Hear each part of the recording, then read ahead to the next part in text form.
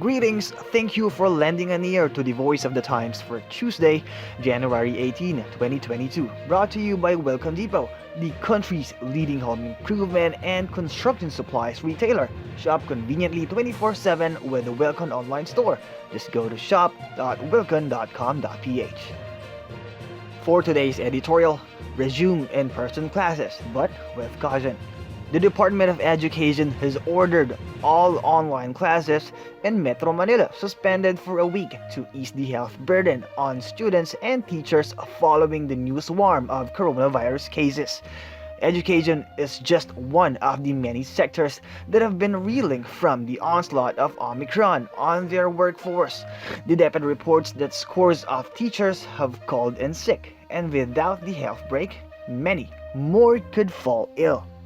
The disruption in the teaching process is a big letdown for education officials who had been looking forward to a return to in-person classes early this year. Last November, the DepEd allowed students in about 100 public and private schools to return to their classrooms in areas where the risk of COVID-19 infection was low. The plan was to phase in more actual classes as the threat of the virus waned. The pilot classes were just gaining momentum when the Omicron-fueled surge struck in December.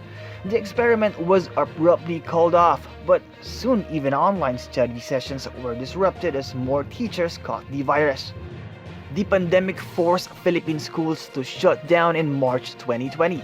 Now, we're one of the countries left that have not fully reopened their educational institutions and continue to rely on a blended system anchored on virtual classes.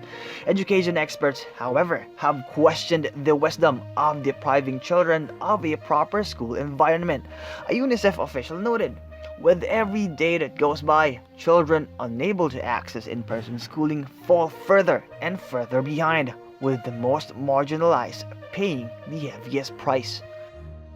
School is where young learners interact with their peers, and denying them this interaction is depriving them of a critical aspect of childhood.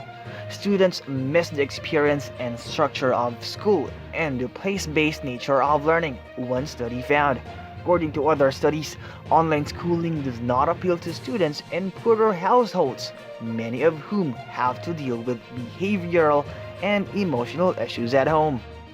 Apparently realizing that virtual classes are not an ideal substitute for the real thing, Education Secretary Leonor Briones had been lobbying hard for a gradual return to face-to-face classroom teaching.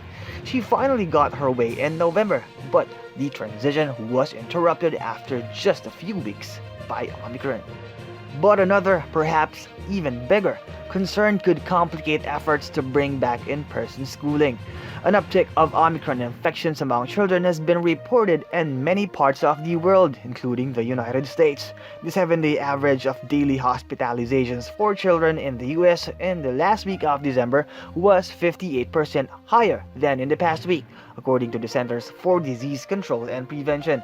The cases are expected to climb faster when schools reopen after the winter holiday.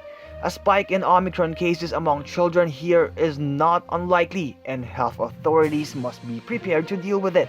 The risk of the virus spreading among learners who will be attending in-person classes once they resume must be taken seriously.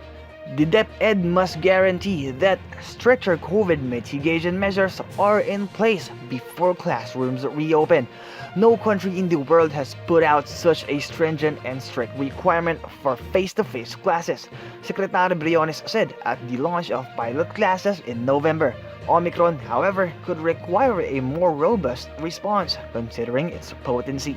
Experts allay anxieties that in-person classes could become super spreaders. As long as the students wear masks and the classrooms are well ventilated, the risk of contamination among classmates is manageable, they say.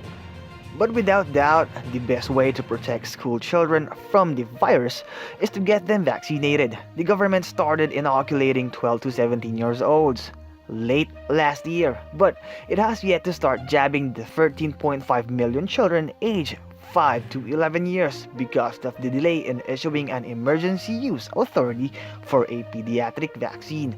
The approved vaccine, manufactured by Pfizer, is not expected to be rolled out before February at the earliest. Jab the children first before allowing them back to their classrooms. And that's the editorial for Tuesday, January 18, 2022. For more news and information, get a copy of the Manila Times on print. Subscribe to its digital edition or log on to www.manilatimes.net. Follow us on Twitter, Facebook, or Instagram and listen to the Voice of the Times.